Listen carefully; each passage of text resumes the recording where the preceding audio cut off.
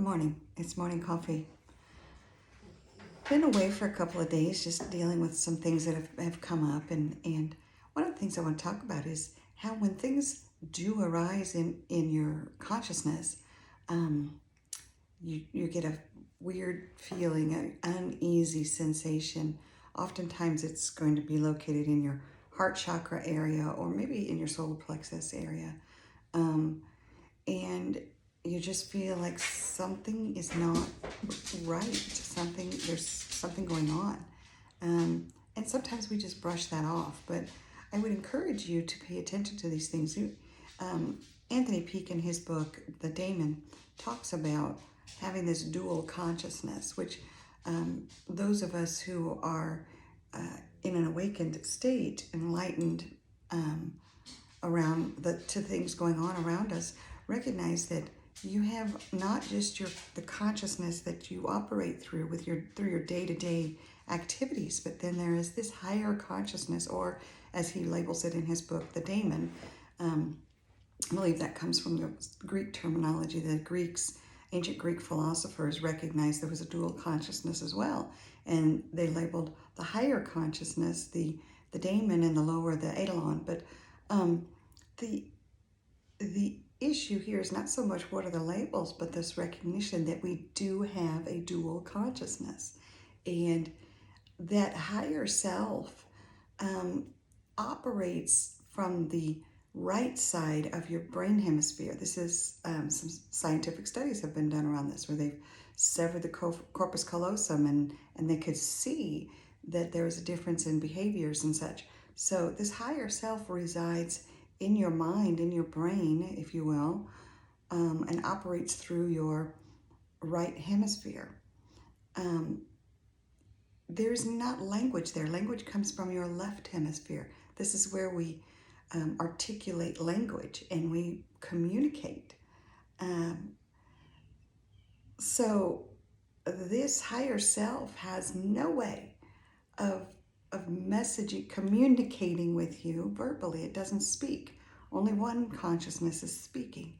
That's our lower consciousness. And the higher consciousness is there sending us thoughts, sending us emotions, sending us feelings, sending us, bringing synchronicities to our attention.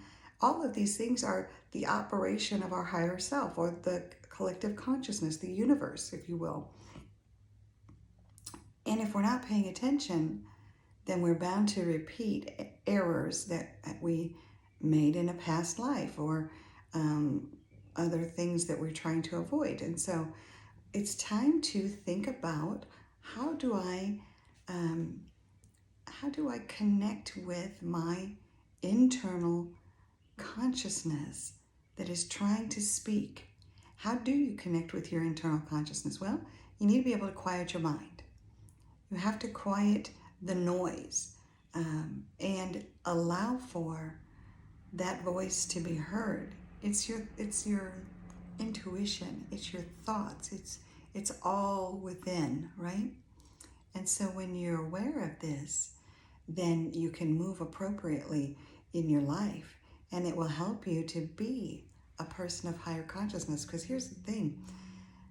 We often say we're here to learn how to love unconditionally, and yet that's not really the truth. We already know that. We are souls. We come from higher consciousness, incarnate into this body with now two consciousnesses.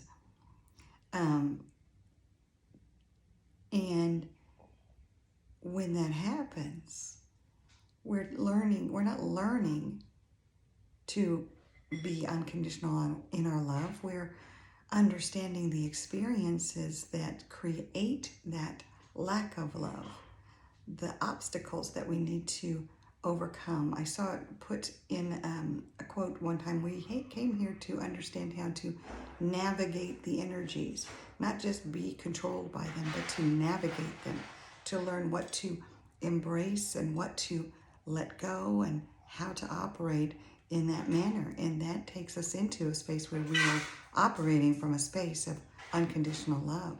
So I would encourage you to think on those things and to consider how you might advance yourself.